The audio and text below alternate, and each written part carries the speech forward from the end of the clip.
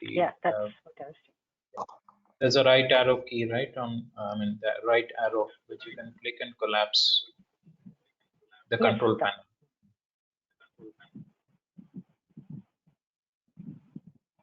Okay, I see almost 10 of the attendees are there. Yeah, so in total, we have around 102 registrations. Oh, good. Yeah, and usually about what we've seen is usually half the number turns up in any webinar. So let's hope for at least 60 of them.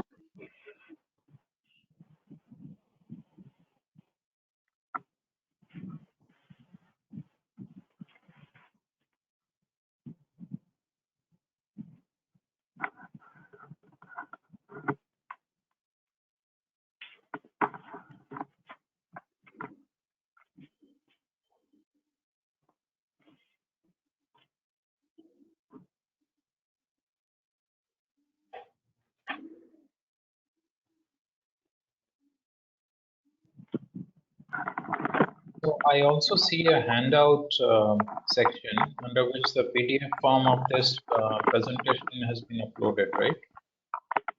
No, actually, that is a DBA brochure, actually. Yeah, yeah.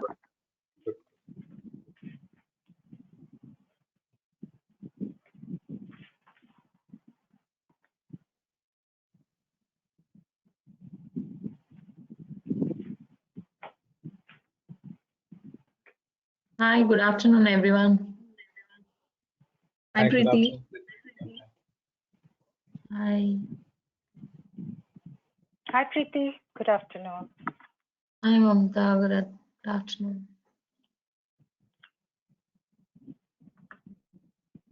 Aparna, the questionnaires are fine, no? That's enough, Aparna. Sorry, your voice is breaking, Preeti. What did you say? The QAs, FAQs are fine, no? Those questions make sense, no? That's enough, no? Yeah, yeah. In case there are not too many questions, then we can use those that you have sent. Otherwise, if there are no questions in the question panel, then we don't require it. Yeah. Okay. Okay. I was actually, Dr. Mamta, can you see a broadcast button? Because I was not able to see it right now. 1 second.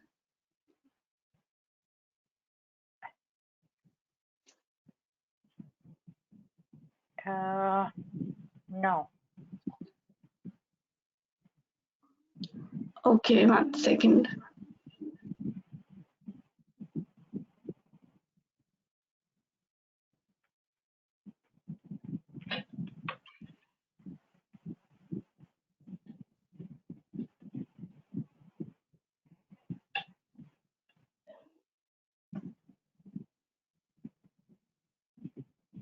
Yeah, there should be a broadcast button.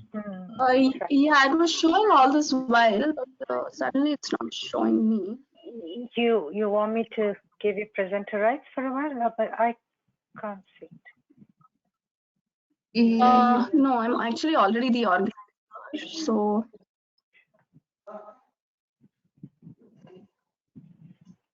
it was there all this while. I'm just the ones.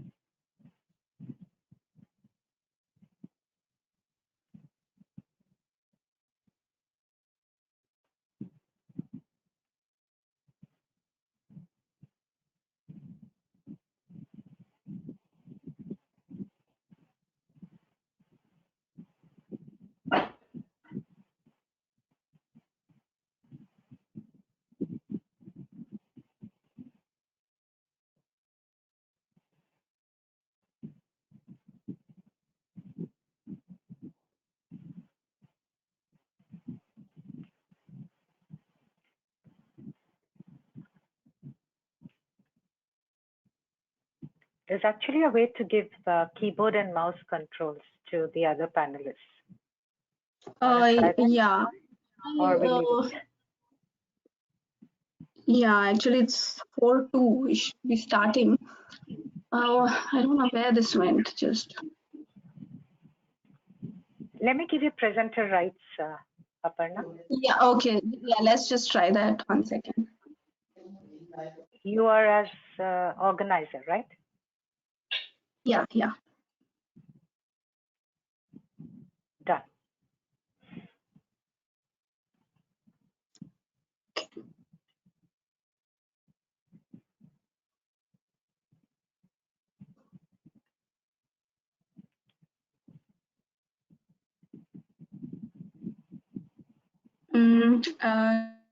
No, it's still not showing. Shall we? Let's go ahead and start. Now, without the broadcast button, we can't start. Oh. So, or can Mamta, Mamta sees, Acha, Mamta can't see a broadcast button, right? No. Can you? Where should it be, if at all? It's same under the. Yeah, right on top actually. Hello, am I audible? Yeah, Vamsi. Yeah, Vamsi. Yeah. I'm just. I think there was some issue from Aparna's laptop. I'm just starting the broadcast. Okay, you guys are going to go live in 3, 2, Okay. 1.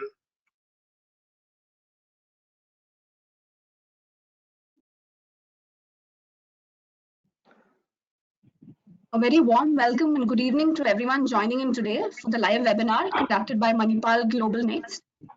The topic for today is how an online doctorate degree can be a career changer. My name is Aparna and I work as a marketing and communications manager at Manipal Global Education Services, Bangalore. The webinar will start in a minute as we wait for more participants.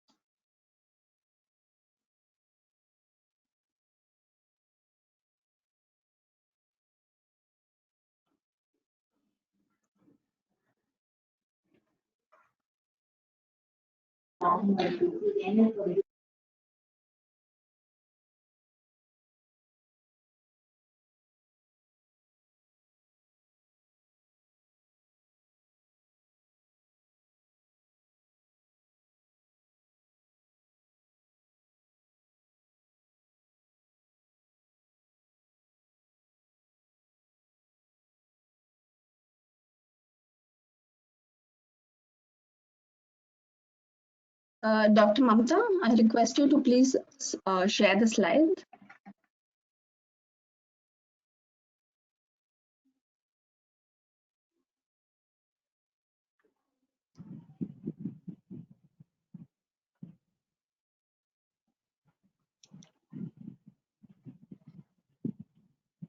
Dear participants, we hope. Yeah, thank you. It's visible. Yeah. We hope that all of you participants are keeping safe and in good health. We have all joined in from our homes, so we request you to kindly bear with us in case of any minor interruptions. For any questions that you may have, please type it out in the question panel in the widget. We will be answering them towards the end of the session. And to all the participants that we have here, who are all working professionals, we congratulate you on taking this first step towards upskilling and taking your professional career ahead.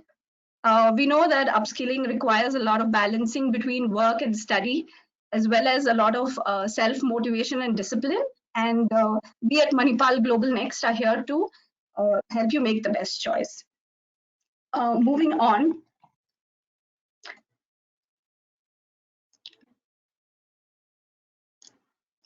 We have today with us two esteemed speakers. We have Dr. Chinmay Sahu from Malaysia, our Vice Chancellor of Manipal GlobalNxt. Thank you, Dr. Chinmay, for joining with us today. And we also have Dr. Mamta Bandar, who is the Program Director at Manipal GlobalNxt. Good afternoon, Dr. Mamta. Thank you for joining in today. Good afternoon. Hello, everyone. And moving on to the next slide, which is our agenda for today's webinar.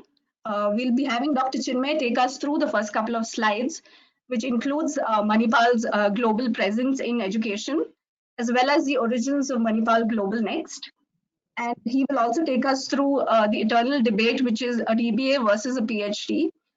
And then Dr. Mamta will take over and take us through the DBA program highlights, benefits, what kind of learning outcomes you can expect, as well as a delivery methodology, as well as what are the reasons that you need to take up a DBA degree and how an online one can be very advantageous. After that, it will be followed by a Q&A session. So Dr. Chinmay, I'd like you to take over. Thank you. Yeah, thank you, Aparna, and a warm welcome to everyone here. Great to see you all here on a Saturday afternoon. So it always encourages us because we can see people are interested in learning, and what a great way to start 2022 with this kind of a webinar. So first of all, let me introduce you to the university, but before that, let me just introduce myself. As Aparna said, my name is Dr. Chinmay Sahu, and I'm the Vice Chancellor of Manipal GlobalNxt University. I have been into consultancy, research, and teaching for the last 25 years. Have been able to interact as a result with people from across countries, across continents, and across cultures. And all this has been a eye opener for us. And of course, I also continue to be a lifelong learner. So that's what we should all aim for. And just to share my passion with you, I thought let me just talk about the university and what we are trying to do and how it will benefit you. So I'll keep my presentation very short, and I'll let Dr. Mamta take over and discuss the details. But what you see on the slide is the Manipal presence across the world. So many of you may not be aware that Manipal has extensive presence outside of India. So whether it is Nepal, whether it is Malaysia, whether it is Antigua, okay. But let us talk about, so you can see about 4 universities within India, which is one in Karnataka, then Jaipur, then Sikkim. And then, of course, we have in Malaysia, we have 3 universities. One is the one in Melaka, which is actually a medical campus. Then 2 campuses here in Malaysia, Kuala Lumpur, nearer to Kuala Lumpur, which is the Manipal International University, which is a conventional campus-based university. And the GlobalNxt University is also, established within that particular campus infrastructure. And we also have our offices, all the infrastructure that you expect from a university, although we function primarily in a virtual landscape. Moving on to the next slide, if you see, of course, we have completed almost 21 years. We are in the 21st year of our existence. That tells you something, because not many, in fact, thought that virtual learning or online learning will be the mainstream kind of learning 20 years back. And that's how our journey began. So our journey began with the vision of some of the top academicians and visionaries of the world. So if you see the 4 emblems there, These are University of Melbourne, Nottingham, Birmingham, Virginia, and number of other universities also were part of this dream. They all came together and said we must start a learning opportunity, or we should provide learning opportunity which should be beyond geographic constraints, beyond the limits of your profession, so that you can study and work together. You don't need to give up one for the other. So with this vision, we started in 2001, and then we were known as Universitas 21 Global.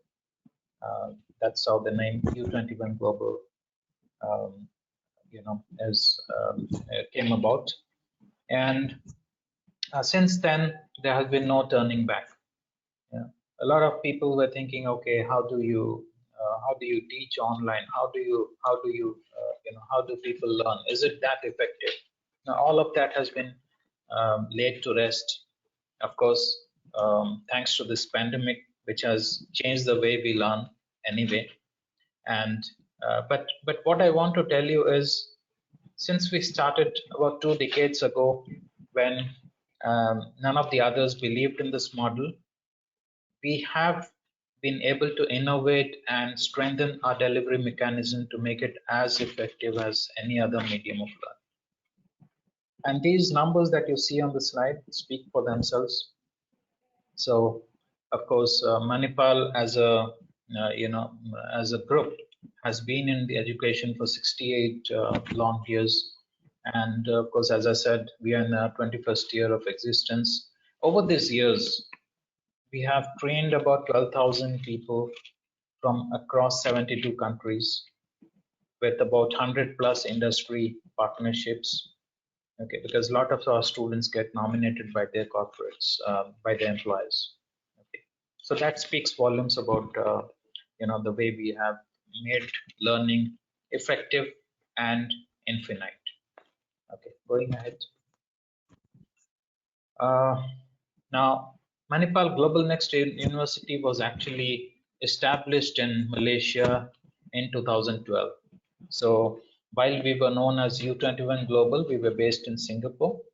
In 2012, at the invitation of the government of Malaysia, we established our presence in Kuala Lumpur with the status of a full-fledged university. Okay, so as a result, we are also governed by the Malaysian Qualification Agency, which is the nodal accreditation body of all award programs. By award, I mean the long-term programs like master's, doctorate, and those kind of programs. So all our programs are actually accredited by MQA, which stands for Malaysian Qualification Agency. Apart from that, we are also members of a number of other reputable bodies that you see here. So we are members of AACSP, we are members of EFMD, which stands for European Foundation for Management Development. We are also members of Asian Association of Open Universities, the Commonwealth Universities, and more importantly, our graduates also get easily verified by WES. So all our master's program, for those who are not aware, WES is one of the 2 verification agencies. In fact, both the agencies help our students get their educational qualification equivalence to the Canadian form of education. So WES is one such institution, and very often you will find when some university alumni apply to WES, their master's qualification is often made only equivalent to a bachelor's qualification in Canada. Whereas in our case, WES has successfully verified about 50 of our students already over the last 10 years of our existence in Malaysia. So our master's program has been considered equivalent to the master's program of Canada. So with that kind of equivalence, it of course matters, because then you get a head start and easier, you get some additional points that help your employment opportunities in that part of the world. Okay, going ahead. So this is again a very unique feature about our university. In fact, the MQA, when they did the initial accreditation, they were actually very impressed that all our faculty members are actually PhD only qualified. That means, of course, PhD or DBA, but they are all doctorates. Very few universities have that kind of a record even in Malaysia. So, and thanks to our model of virtual existence and virtual learning, our faculty are spread across the world. Okay, just like our students are spread across the world. So this actually brings in a lot of benefits in terms of making the learning more effective, more diverse, and therefore greater relevance of the learning that you get. Next.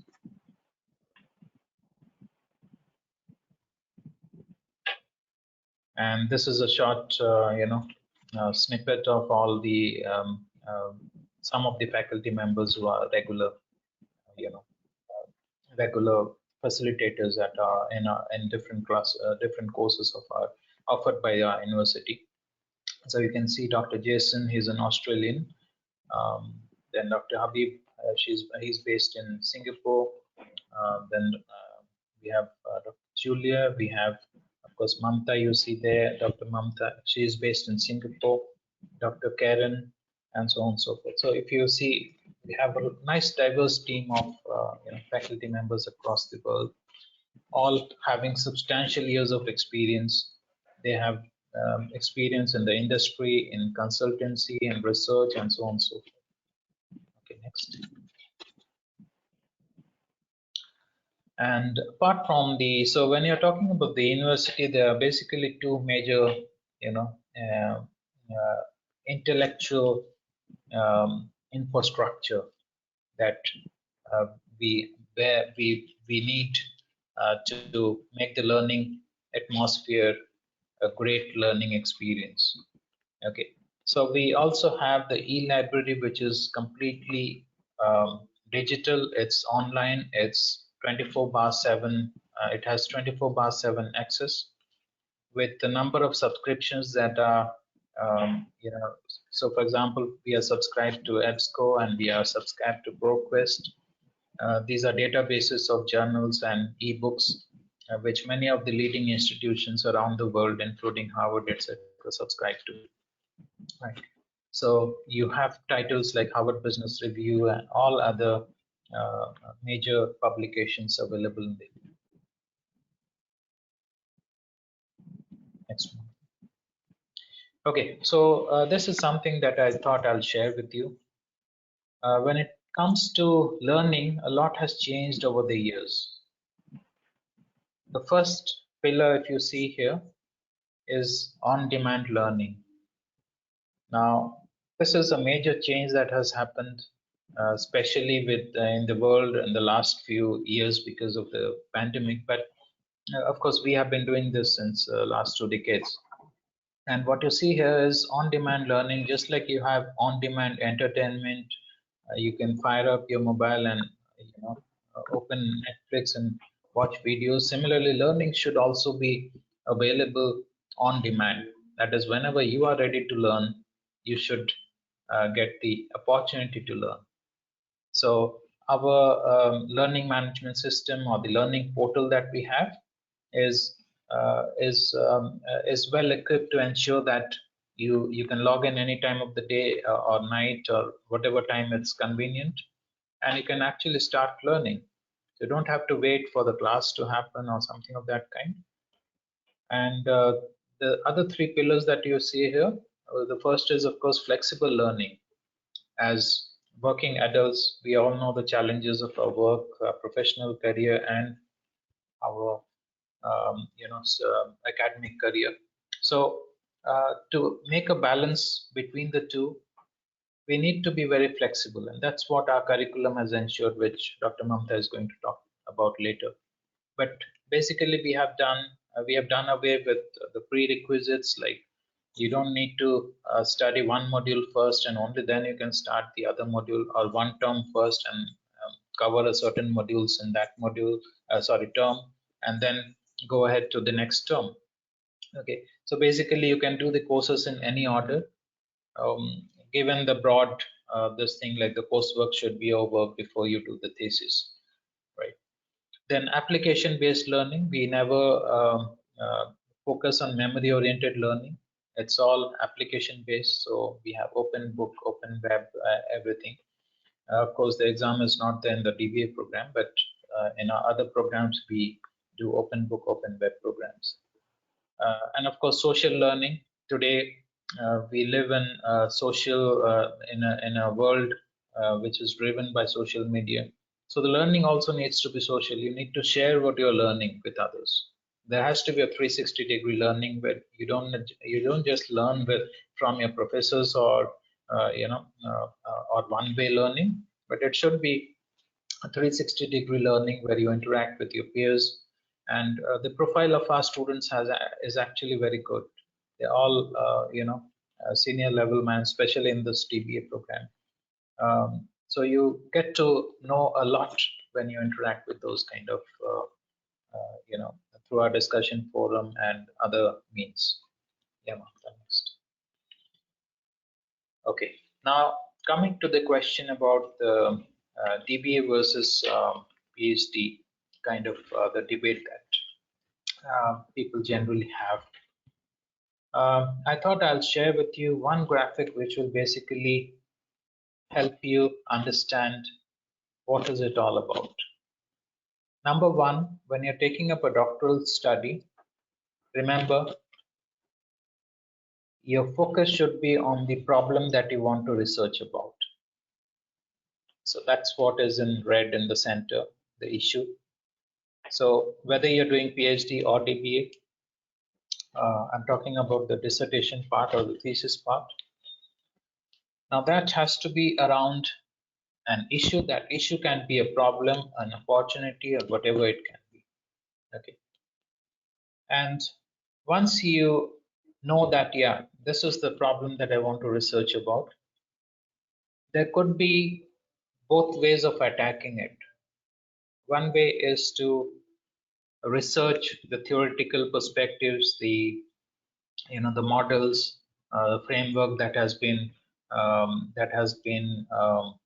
discussed in past research and in academic circles.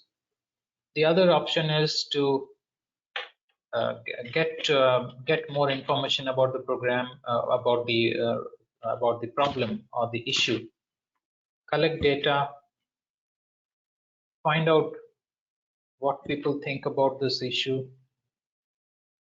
It could be qualitative as well as quantitative. Okay, you collect data and then you analyze it and then come out with your findings, conclusion, etc. Okay. So while both the whether it's PhD or the DBA attack the issue, the approach is a bit different. And in PhD generally the focus is more on the theoretical aspect of it, whereas in DBA the focus is more on the practical and the industry-oriented interface that the research work should have. Okay. And having said that, of course, if you notice, PhD is basically Doctor of Philosophy, because that concept started with in the discipline of philosophy, where it was first awarded, and then it similarly the doctorate was introduced in other disciplines like science, arts, etc. But they still retain that PhD, although it's not philosophy. Like if you're doing a PhD in science, it's not philosophy. But yeah, it is it has just come from there. The title has been retained. But if you see especially in the United States and those kind of those kind of regions, you'll find the doctorate, doctor of law, doctor of business, and professional fields like management, business, law, etc. Doctor of law, doctor of business is more relevant. And today a lot of even academic institutions are actually wanting people with practical knowledge, exposure, and experience. So a DBA basically can get into both the industry as well as academic circle, whereas a PhD is more suited for the academic circle, right? So these are the few thoughts I said. I thought I'll just discuss with you. But of course, we can take the questions later on. But at this stage, I'm passing over the proceedings to Dr. Mamta to take over. Thank you. Thank you, Chinmoy. Very good evening, good afternoon to all of you that have joined us. I know taking time off on a Saturday must be difficult, but here you are. All right. Quick introduction before I get into the details of the program. I'm Dr. Mamta, based out of Singapore, and I've been with Manipal GlobalNxt University for about 11 years now, right after my PhD, which I did from the National University of Singapore here. And why did I choose Manipal GlobalNxt University? Because the time I graduated, online learning was something that was really new. I had done some preliminary work on it in NUS while I was also teaching there. And so this whole concept of higher education on an online platform, something excited me. And like Chinmoy said, it's been learning and learning, because every year we started with our master's programs, delivering them online, convincing people that, learning can happen online. And finally, we achieved getting our doctorate program online as well, which was a huge achievement.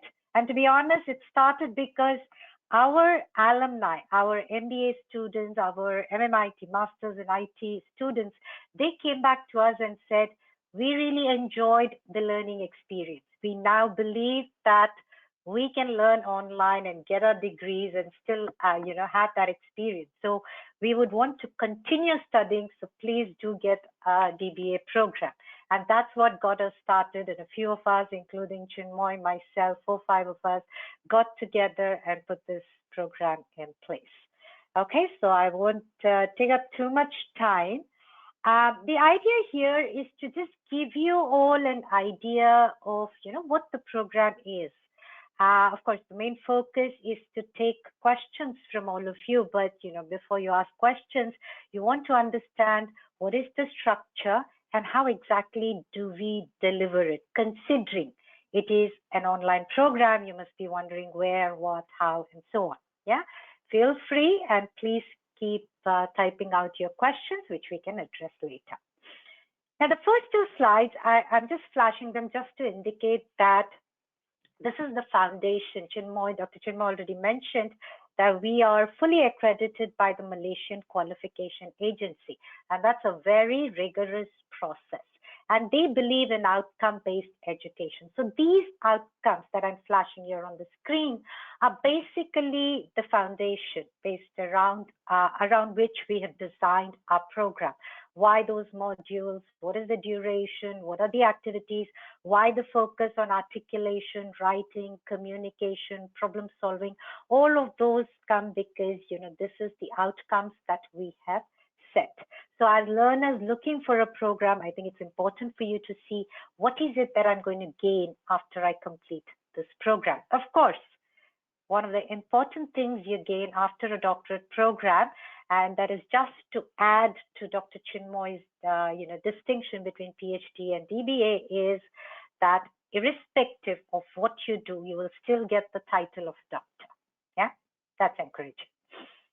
All right, so our program structure totals to about 80 credits. Now we call this coursework cum dissertation program, which means you will do 10 modules, that is, regular modules that contribute to some of the credits.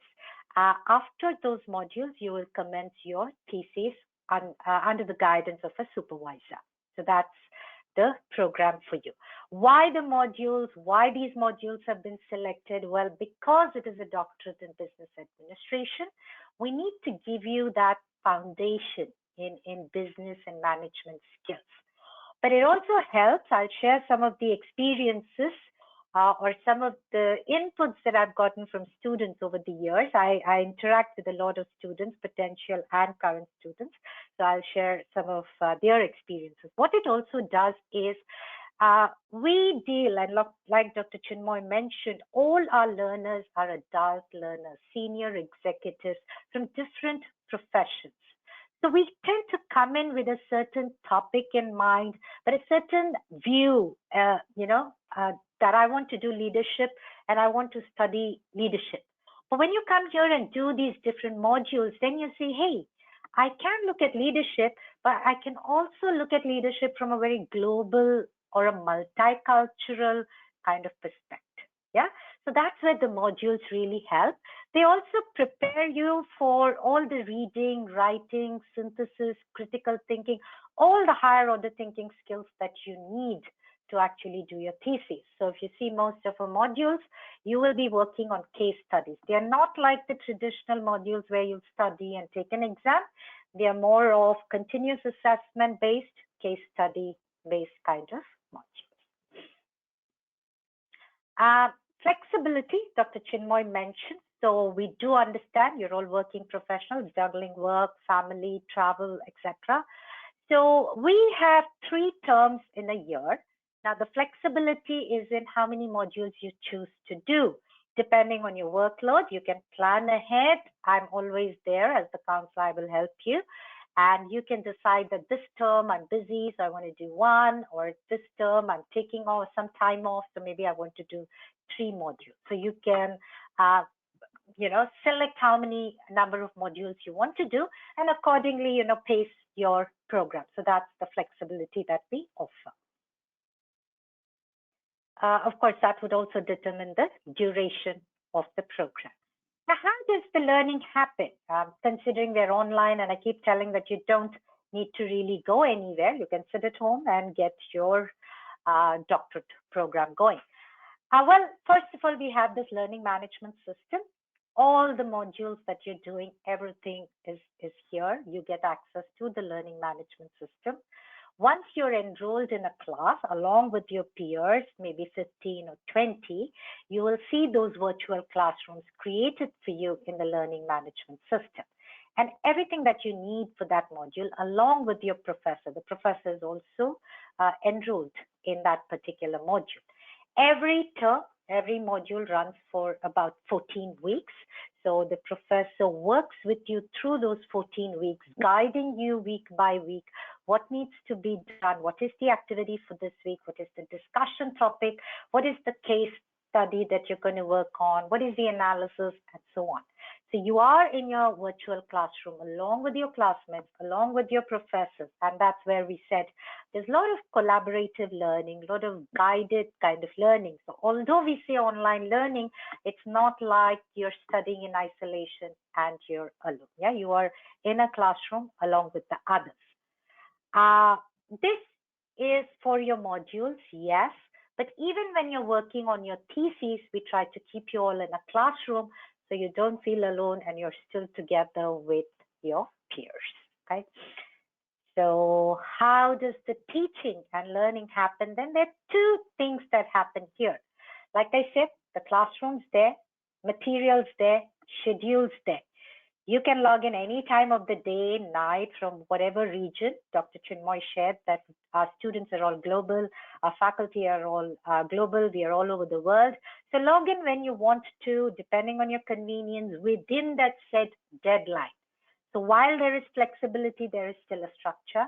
So within that time of 1 week or 2 weeks, log in anytime, do your reading, see what activity needs to be done, complete your post, look at what the others have done, share your views on what they have done, so on. So we call that the asynchronous part of the learning.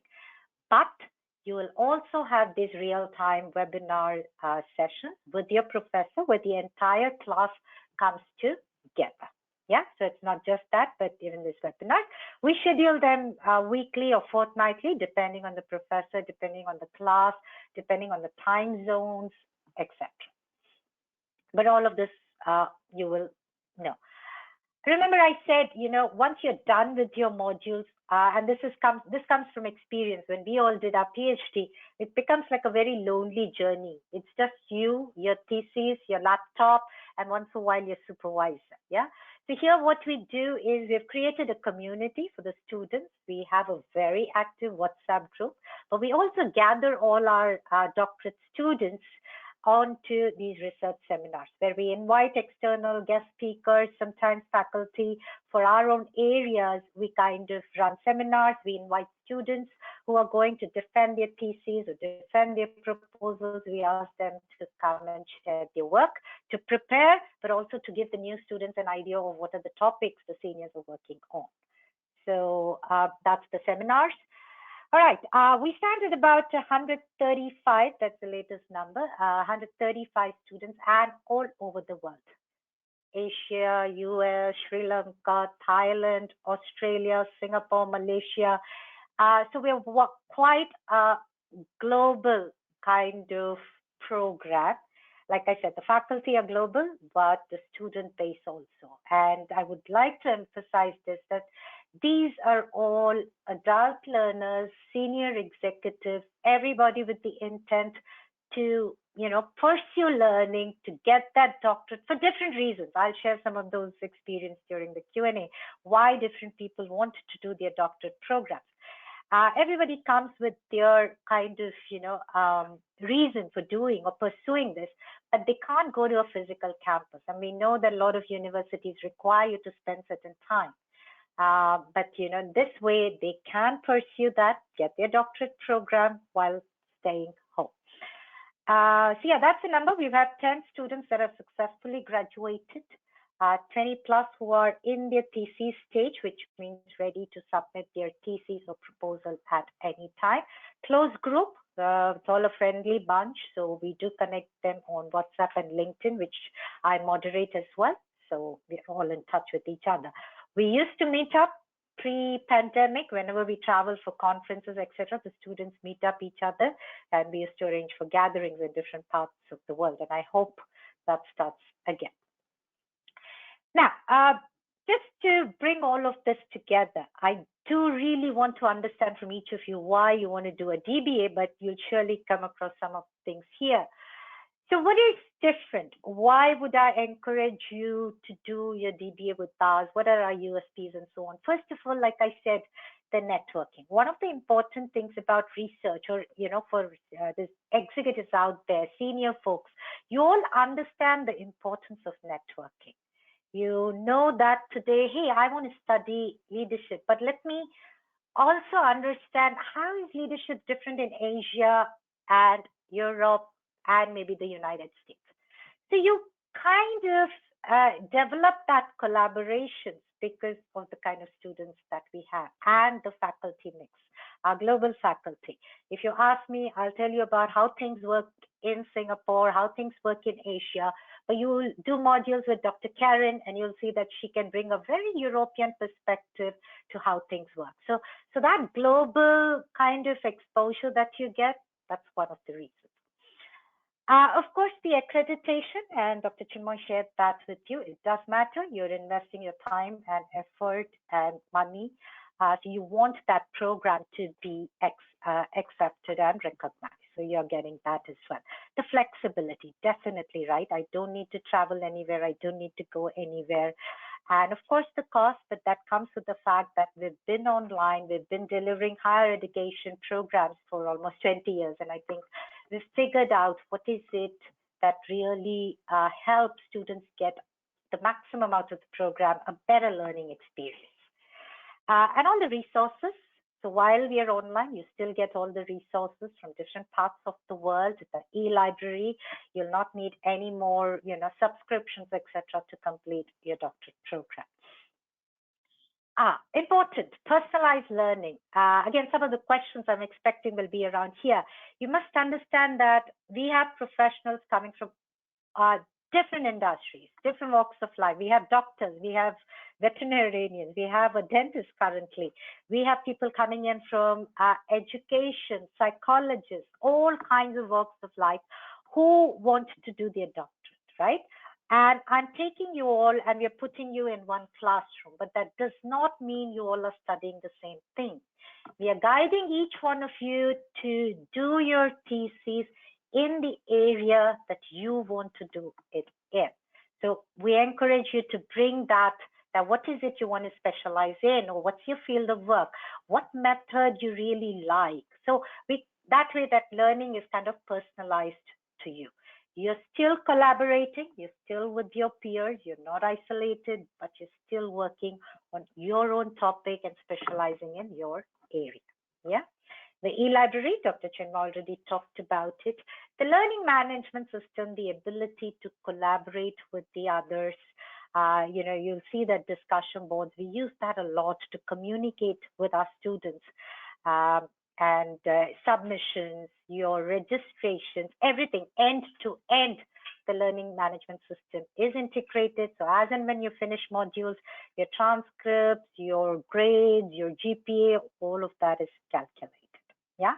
And work integrated learning, again, an important thing, like I said, with personalized learning, we don't believe, even when you do your modules, you'll see it is not about learning, taking an exam, so on. It is about, I assume you're learning, you're independent, mature learners.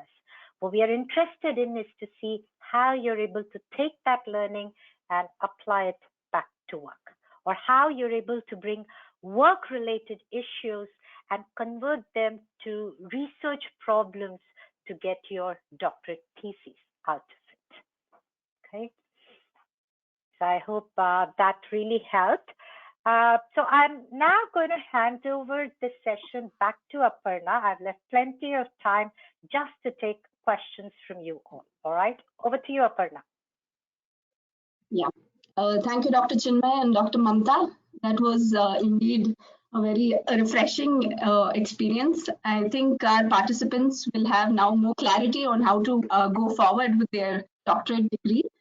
Let's move on to the questions. There is one where they're asking, what is the success rate of passing BBA? What is the average period students usually take to complete the degree? Dr. Mamta, would you like to take that? All right. Okay. So let me first talk about the duration. Excellent question. Now, remember one thing I said, the 10 modules depends on, how many modules you do in that year. We have 3 terms. So on an average, if you do 2 modules per term, you do 6 a year. But we have students who do more. Once they are comfortable, they take up to 2 and 3. So that is about, 2 years. If you look at our research modules, the way we plan that out and the way we encourage students is whatever area or topic you have in mind, try and experiment those when you're doing your research module. So by the time you finish your modules, you're very clear that, oh, this is the area. These are the theories or the frameworks that I have kind of explored. My literature review is more or less ready. So the proposal stage is really quick. Yeah. And then, of course, once you defend your proposal, it's your thesis. So students that have followed have been very regular. They do complete in somewhere between 3 to 4 years. These 10 students that I've had, especially, I think one student took a break for some business and then came back. But on an average, the duration would be about anywhere between 3 to 4 years. Yeah. I hope I answered that question. Now, coming to the success, in fact, yes, I'm very, very pleased to tell you that this rate, I don't have the exact statistics, maybe Dr. Chinmoy can help me, but one thing that I've seen with these learners is they are extremely driven and motivated. Yes, they do come with a lot of, existing commitments like work, family, and so on. But the whole flexibility that, hey, this term I'm busy, I might not do a module, or you tell your supervisor that these 2 weeks you're busy, you'll not meet them for an update, or tell them that I'm free for these next 2 months. So can I get most work done on my thesis? Because of that flexibility, they don't feel the pressure, or, they don't reach the stage where I'm dejected because I've not done enough work. And it has been an extremely good rate. Yeah, sorry, over to you, Chinmoy. Yeah, so in fact, as Dr. Mamta said, basically this program, there's no failure. I mean, there's no exam. You can basically fail if you make conscious attempt to fail, which I'm sure none of you would be doing that. So if you copy and paste, plagiarize, okay, that is when you can fail. Otherwise, if you miss your deadlines, you don't show up, because a lot of students during this pandemic have been working from home, and they have been working basically almost 14 hours a day or something of that kind. So of course they are challenged to meet some of the deadlines. But our professors are very flexible that way. You can extend your submission by a week and so on and so forth. So we all are very considerate. So that's the reason I said failing is actually very difficult. Secondly, when it comes to the thesis stage, again, we don't give marks for the thesis. Okay, you could have basically 4 outcomes of the thesis defense. One is accept the thesis as it is, that is whatever you've submitted, the panel finds it good enough. Second is accept with minor changes, that is you will be told, okay, do some changes. Number 3 is accept with major changes, and fourth is reject. So till now I'm very pleased to tell you we have not rejected any thesis till today. Okay. And secondly, so no one has basically failed. And even if you fail a module, like for example, if you don't show up or you give up midway, you can again repeat that. So it's not that if you're not able to complete, your kind of gate is shut. So that doesn't happen. And overall, even forget about the DBA, but even our masters and other programs where the exams are there and all that, even there we have 95% completion rate. Okay, so that volume speaks for yourself, and I'm glad that this question was asked, because typically if you see in in a MOOC or online form, typical the success rate is very less. It's 50% is considered good enough, right? So in comparison to that, yes, this is something that we are very proud to tell you about. The next question is, when does the program start this year, and what is the ranking of GlobalNxt within the definition of WES, which is World Education Services? Okay, let me take that. So for your information, WES doesn't rank universities. It's a qualification equivalence agency. Okay, so basically the letters that our graduates receive basically says that WS has evaluated your degree that you've done with GlobalNxt and considers this equivalent to the similar master's level qualification in Canada.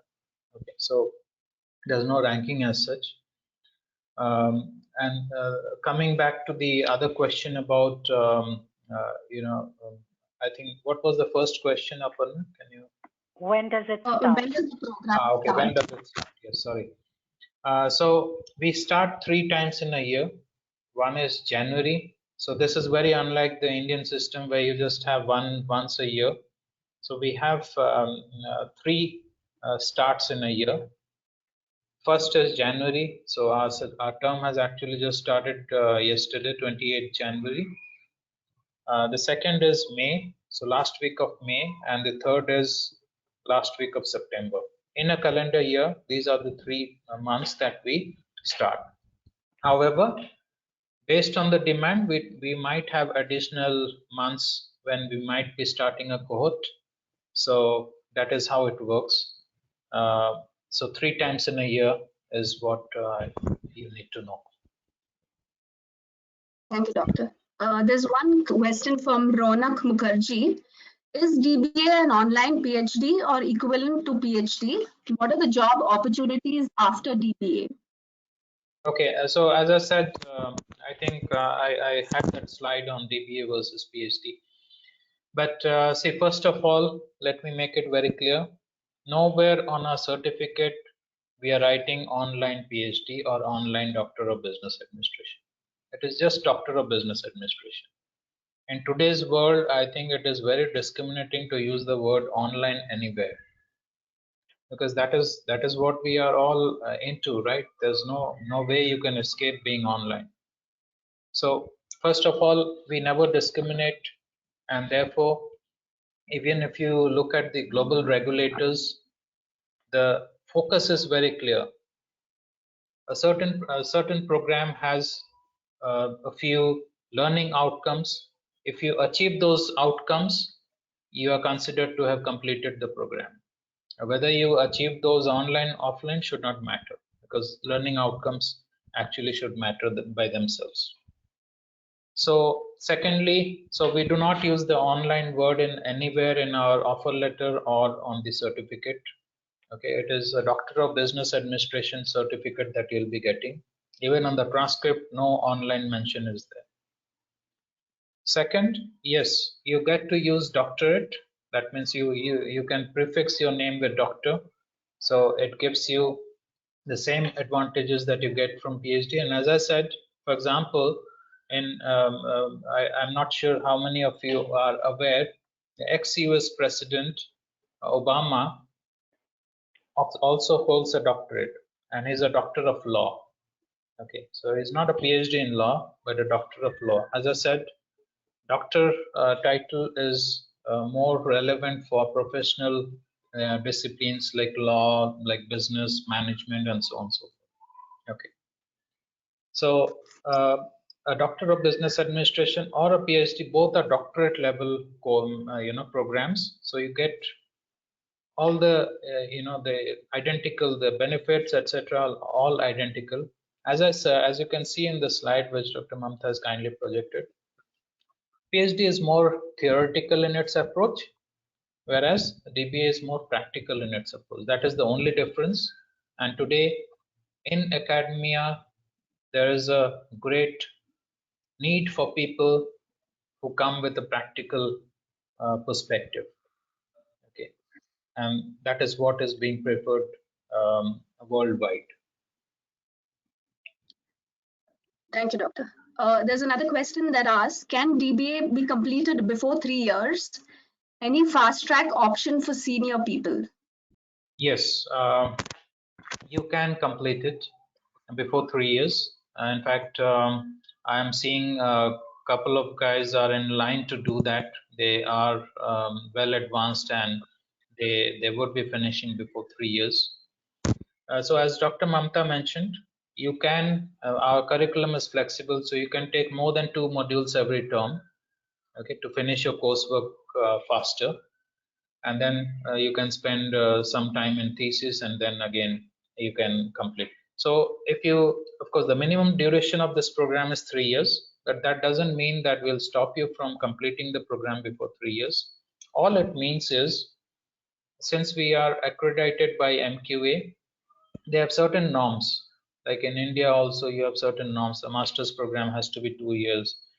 So we can't give a certificate before 3 years. However, if you have completed all the requirements of the program, we can definitely give you a letter of completion, which our students have successfully used to get the promotion and other benefits.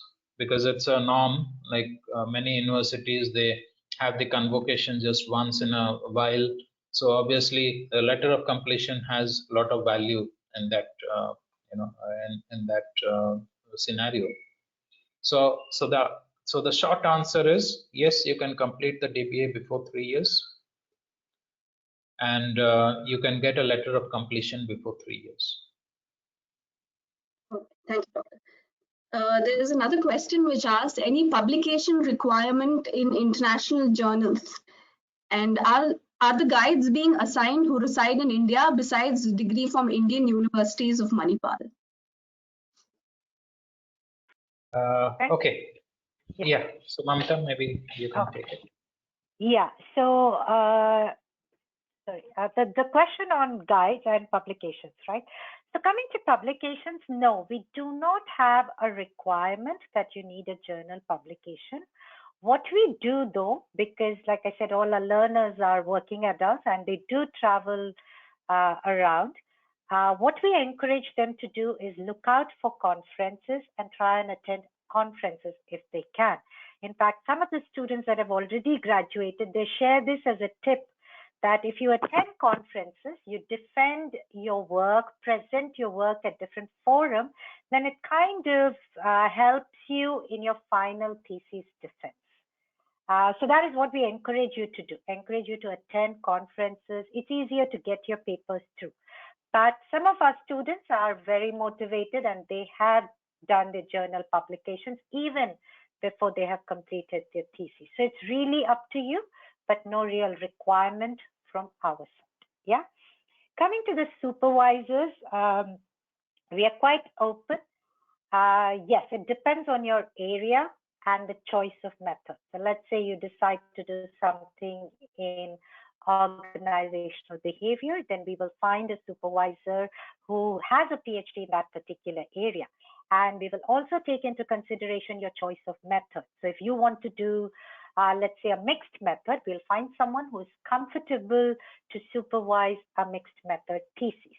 Now, if you have certain preferences that, hey, I know this particular professor in so-and-so university, you can always let us know. We will approach that supervisor, let them, we'll review their CVs, their document, and so on. And if it fits our criteria, we'll be happy to consider them as one of your co-supervisors. Yeah.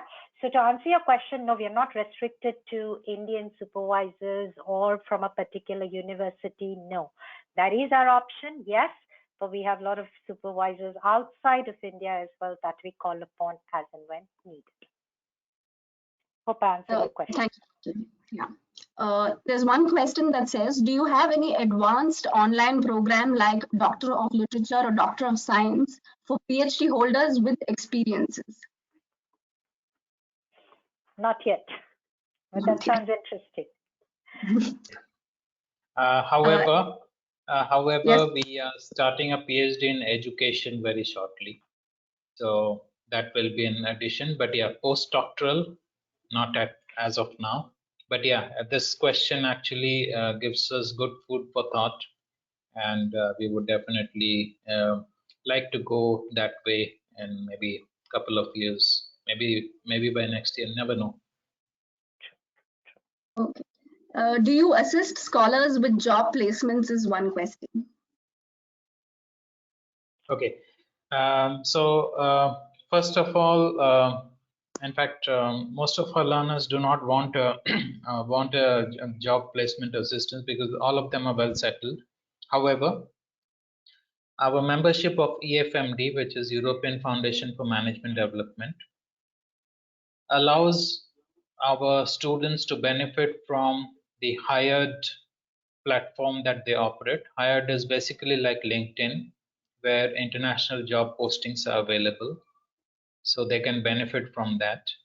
So once a student joins, we also enroll them into the hired platform of EFMD, which matches your profile just like LinkedIn does. So that is one of the options that are available.